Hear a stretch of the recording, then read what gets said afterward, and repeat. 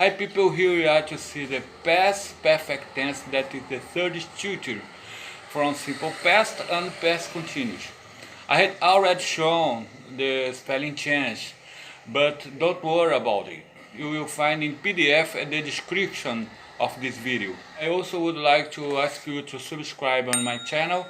You just have to click on your right. It will be so good for me and to you for sure, because you can see some issue that you eventually need to see. That's okay? Obrigado, pessoal. Então vamos. Antes de começar, vou dar somente algumas dicas, tipo aquela que eu dei para vocês no Continuous. Lembra do ando, endo, indo, que é o ing no Continuous, que é o gerúndio, né? O nosso ando, endo, indo, deles é o ing no Continuous. Pois é, no Past Perfect é o nosso ado e ido. Nem sempre, mas na maioria das vezes sim. Tipo, acabado, partido. Só para completar, os verbos irregulares no past participle terminam com ed. Lembra aquela coluninha do past participle? E os irregulares geralmente são bem diferentes no infinitivo. Tipo, go, gone, do, done. A estrutura, gente, é simples. Temos o sujeito, temos o auxiliar had e o past participle. A coluninha do past participle, como eu havia falado para vocês agora. A gente também pode usar a contração. I had, I'd, you had, you'd, she had, she'd, we had, we'd, they had, they'd. Mas aí vocês vão me culpar lá na frente se eu não explicar uma coisa para vocês agora. A contração no past perfect é a mesma quando usamos o modal would, que é o verbo auxiliar que vocês vão estudar lá na frente. O modal would, o que ele faz? Ele, quando está antes do verbo, ele modifica, por isso que ele é chamado de modal. Ele modifica o verbo seguinte, por exemplo. Se botar antes do go, vai ficar eu iria. Porém, o modal would estará sempre antes do verbo no infinitivo. E o past perfect, a contração é a mesma, porém a gente não usa o had com o verbo no infinitivo, e sim no past participle.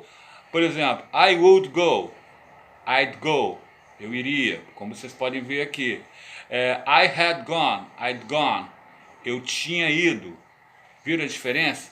Que as contrações I'd go e I'd gone são as mesmas para os dois modos, para os dois tempos. Vamos então para o que interessa. He had lived in Brazil for 10 years. Ele tem morado no Brasil por 10 anos. He lived in Brazil for 10 years. Você pode usar também com a contração. I had not written to her. Ou I hadn't written to her. Na forma negativa você pode usar também. Eu não tenho escrito para ela. Na forma interrogativa é aquele velho esquema. Você inverte o auxiliar had antes do sujeito. Então você tem you had studied last night. Você vai botar had you studied last night. Você vai trocar, você vai inverter. That's ok? Vamos então para o uso, pessoal. Ok. Usamos o past perfect para falar de ações passadas que aconteceram antes de outra ação ou situação no passado. Aí você fala, pô, professor, que situação, né?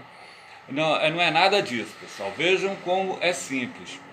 Vou citar um exemplo aqui. I had eaten dinner before my husband came home. Ela está dizendo, eu havia jantado. Quer dizer, você pode ver na linha do tempo aqui, I had eaten dinner before my husband came home. Qual é a ação que aconteceu primeiro aqui? Eu havia jantado, né, antes do presente, certo? Depois aconteceu uma outra ação, antes dela chegar em casa, quer dizer, foi uma outra ação. Before my husband came home, antes do meu marido chegar em casa. Então, vocês podem ver que ela usou o past perfect para falar de uma ação antes de outra, e no caso aí, tudo no passado, certo? Notem que ela havia jantado antes de ele chegar em casa. Entendeu? Outro exemplo. She hadn't remembered her key was in house before she closed the door. She hadn't remembered her key was in house before she closed the door. Então o que acontece? São duas ações também, que ela não tinha lembrado, que foi a primeira, né? Ela não tinha lembrado que ela tinha deixado a chave dentro de casa antes de outra ação, que foi fechar a porta, antes de fechar a porta. Aí você tem ali depois, aí você tem na linha do tempo, você tem uma ação, outra e o nosso presente aqui, que é onde nós estamos agora, o que está acontecendo agora. E não tem como errar, é fácil. Vocês podem notar aqui que I hadn't remembered her key, que aqui está no past perfect, Veja bem, a primeira ação ela está no Past Perfect.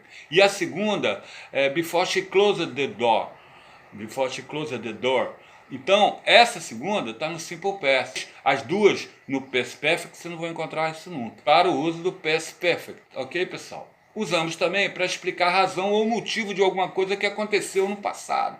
Usamos também a conjunção because, que é uma conjunção explicativa, para explicar a causa da ação. Por exemplo, he was happy because he had arrived early. Ele estava feliz porque eu tinha chegado cedo. Quer dizer, uma ação explicativa. I feel asleep in class because I hadn't slept the night before. Eu me sinto com sono na aula porque eu não tinha dormido na noite anterior. Notem que na primeira ela está no present simple e a segunda está no past perfect. Sem problema, você só não pode botar as duas no past perfect juntas. She had wanted a new phone for her birthday because her iPhone was cracked. Ela estava querendo um telefone no seu aniversário porque seu iPhone tinha quebrado.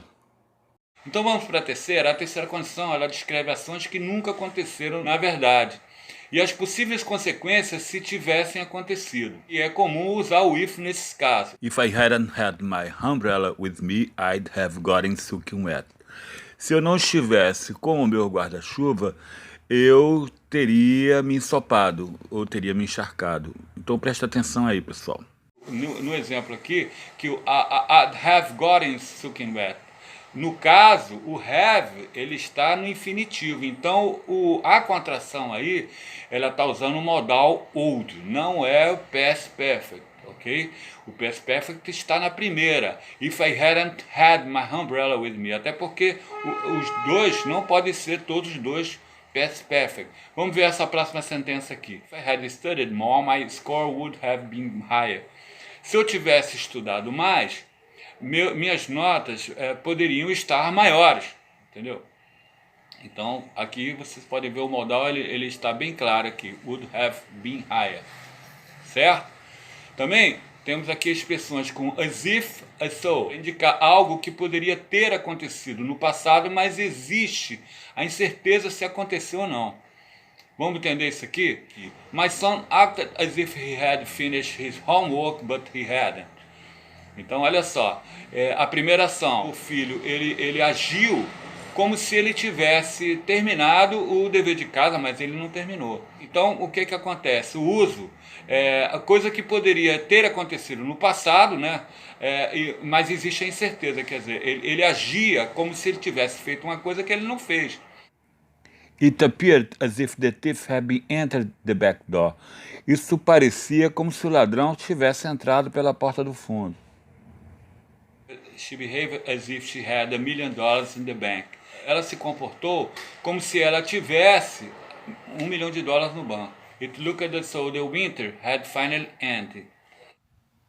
Parecia como se o inverno já estivesse finalmente acabado. Tem uma coisa que eu quero falar para vocês também, pessoal. Os nativos ingleses geralmente preferem usar o past simple com before e after, ao invés do past perfect. E isso é porque essas duas palavras claramente mostram que um evento passado aconteceu antes do outro. Vejam bem. Então, o simple past é quando você tem aquela, como disse antes, a exatidão. Então, vamos dar os exemplos aqui. I ate dinner before my husband came home. Está no simple past. Ao invés de I'd eaten dinner before my husband came home. Prefere usar a expressão primeira do que a segunda. Vamos ver um outro aqui. We saw a movie after we finished dinner. Ao invés de we saw a movie after we had finished dinner. Então vocês podem ver que e na primeira tá, eu vi o filme depois de terminar o jantar. Eu vi o filme depois de ter terminado o jantar. Então, entendeu? Então, depois de terminar e depois de ter terminado. Então, eles preferem usar o simple past, os nativos. Ficou fácil então, pessoal? Então vamos lá. No caso do for e after, ok? Eles costumam usar o simple past nesse tipo. Não estou generalizando, mas na maioria das vezes é isso. Tentem pegar o sentido em que a frase chega para você, porque muitas vezes tem verbos auxiliares, verbos no passado e outras expressões que não correspondem literalmente. entendeu?